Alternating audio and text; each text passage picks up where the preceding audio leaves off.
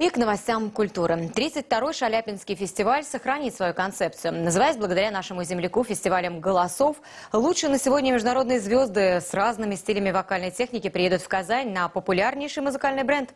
В этом году он посвящен 140-летию постоянных оперных сезонов в нашем городе, когда городская аристократия и интеллигенция осаждала театр. Здесь исполняли сочинения, которые со временем получали статус неприходящей классики. Кстати, команда, которая поставила премьерного «Севильского цирюльника», появится в Казани вновь. Осенью начнется работа над еще одним жизнерадостным материалом оперы Доницетти «Любовный напиток». Продолжит тему Дмитрий Пивоваров. Ящик Пандоры или плоскость, где живут ассоциации, связанные с 200-летним существованием на мировой сцене Севильского цирюльника, является тем рабочим плацдармом, где все будет двигаться, перемещаться с немалой скоростью, отличной от статуарности и величественности в академическом прочтении. Такое понятие, как чинно и благородно, уступит место иным скоростям. Новый материал требует спортивности и подвижности от исполнителей.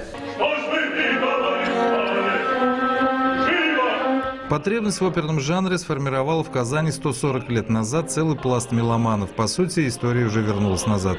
Хор, оркестр, солисты были набраны антрепренером Петром Михайловичем Медведевым специально для казанской сцены, потому что казанская публика предпочитала оперу драме и оперетте. Именно этому знакомому событию уделено внимание и на новой театральной выставке. Она рисует историю о том, кто стоял у зарождения казанской оперы и не только. 26 августа 1874 года такая толпа собралась возле кассы, что, открыв ее, все удивились, все ринулись к этой кассе и, можно сказать, сломали ее. 8 спектаклей, концертное исполнение и 2 гала будут держать в напряжении казанцев и гостей столицы со 2 по 18 февраля. Кстати, все более возрастающий интерес к классическому музыкальному наследию создает вполне справедливый ажиотаж с билетами. Как и 140 лет назад, в наши дни, в 21 столетии, билеты на Казанскую оперу были сметены буквально за один день. Это породило немало разговоров и домыслов по поводу того, что билеты нужно продавать через интернет. Но 957 коммерческих мест уже, похоже, не спасут положение Шаляпинского фестиваля, который, как говорят, требует большого расширения.